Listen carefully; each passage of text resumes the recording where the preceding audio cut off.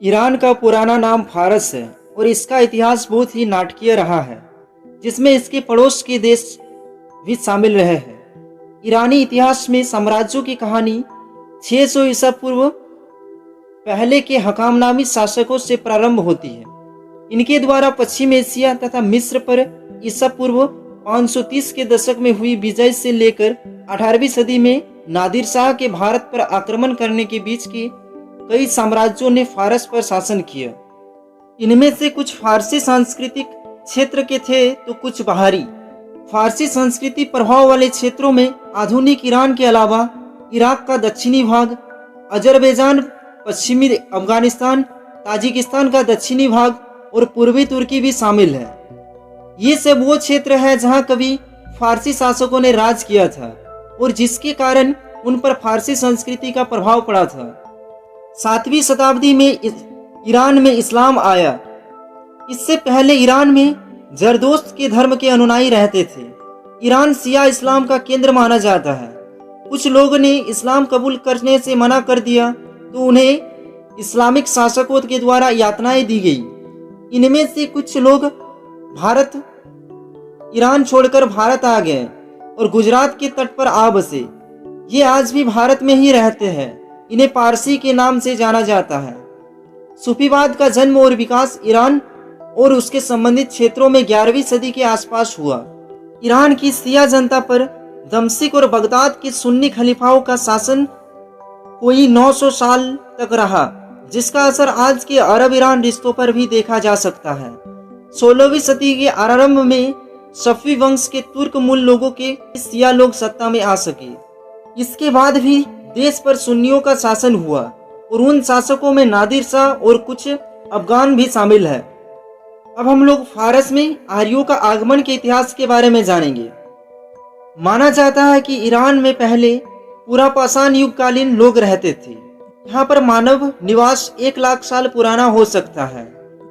यहाँ लगभग 5000 ईसा पूर्व से खेती आरंभ हो गई थी। मेसोपोटामिया की सभ्यता के स्थल के पूर्व में मानव बस्तियां के होने के कारण प्रमाण मिले हैं। आर्य लगभग 2000 ईसा पूर्व के आसपास उत्तर तथा पूर्व की दिशा से आए। इन्होंने यहाँ के लोगों के साथ एक मिश्रित संस्कृति की आधारशिला रखी, जिससे ईरान को उसकी पहचान मिली। आधुनिक ईरान इसी संस्कृति पर विकसित हुआ। ये लोग ईरानी भाषा बोलते थे और धीरे धीरे इन्होंने कृषि करना आरंभ किया। आर्यों का कई शाखाएं ईरान आए। इनमें से कुछ मीदी, कुछ पार्थियन, कुछ फारसी, कुछ सोगदी तो कुछ अन्य नाम से भी जाने गए। हालांकि कई लोगों तथा ईरानी लोक कथाओं के अनुसार जरदोश्त बस एक मिथक था, कोई वास्तविक आदमी नहीं था। पर चाहे जो भी हो, उसी के समय आसपास उसके धर्म का प्रचार उस पूरे प्रदेश में हुआ। असीरिया के शाह ने लगभग 720 ईसा पूर्व के आसपास इजराइल पर आधिपत्य जमा लिया। उसने यहूदियों को अपने धर्म के कारण यातनाएं दी। उनके सोलोमन मंदिर को तोड़ डाला गया और कई यहूदियों को वहां से हटाकर मीदी प्रदेशों में लाकर बसाया गया। 530 ईसा पूर्व के आसपास बेबीलोन का क्षेत्र फारसी नियंत्रण में आ गया।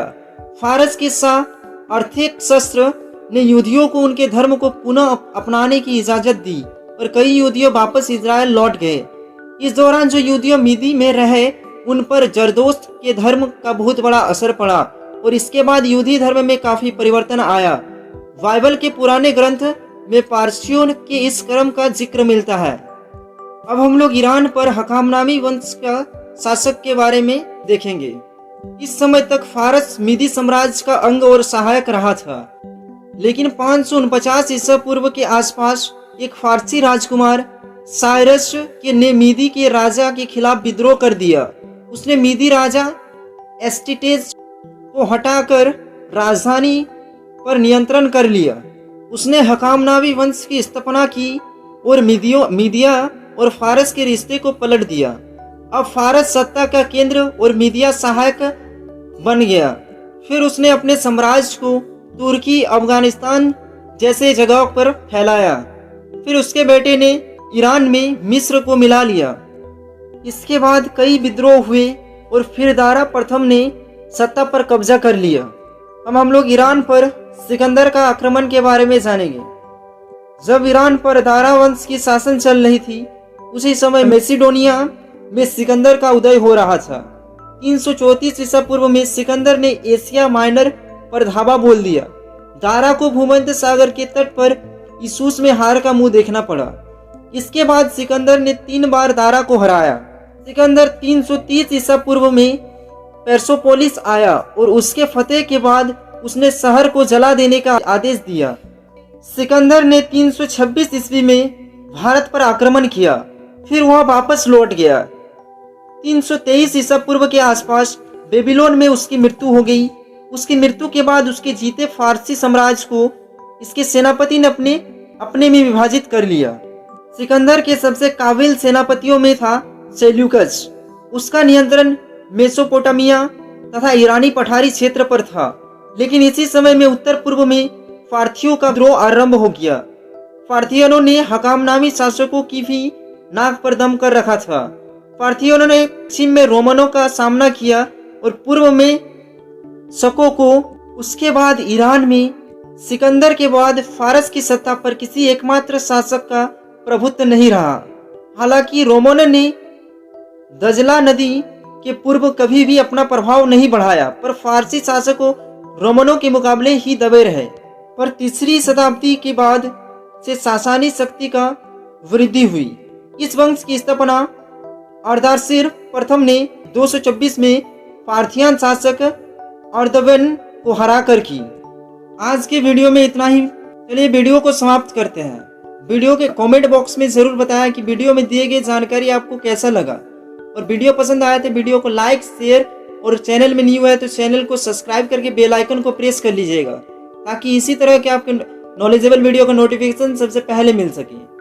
जय हिंद दोस्तों।